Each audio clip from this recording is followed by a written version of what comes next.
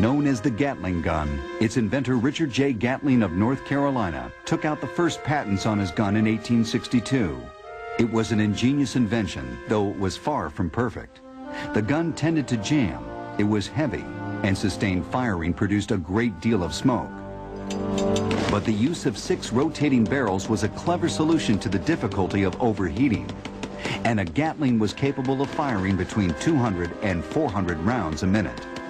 In a letter he wrote to Samuel Colt's widow following the Civil War, Dr. Gatling wrote how his inspiration for the development of the Gatling gun had come about. And he had witnessed troops returning from the front at a local train station near his home in the Midwest, and had seen the ravages of the wounds that these soldiers were carrying, tremendous damage and suffering that these poor guys were undergoing as they were being returned to their homes to convalesce.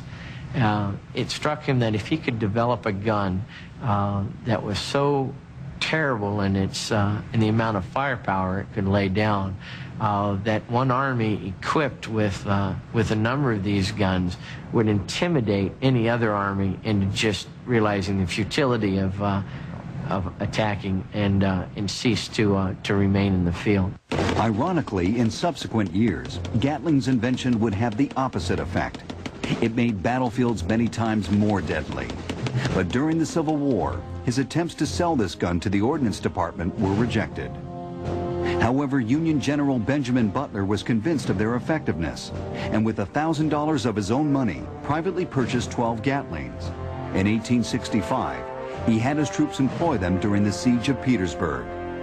General Benjamin Butler was one of the more unusual Civil War generals in that he was a politician, he was a governor, he had little military training, but he was a brilliant man. Butler bought weapons that he considered to be of some use to him, and one of the weapons that he bought was a battery of Gatling guns. Despite Butler's purchase, Colonel Ripley of the Union Ordnance Office refused to consider the need for a Gatling gun.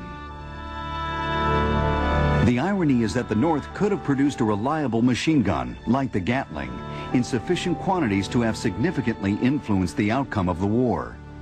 But men of limited vision chose to ignore a concept that would soon become a standard feature of warfare throughout the world.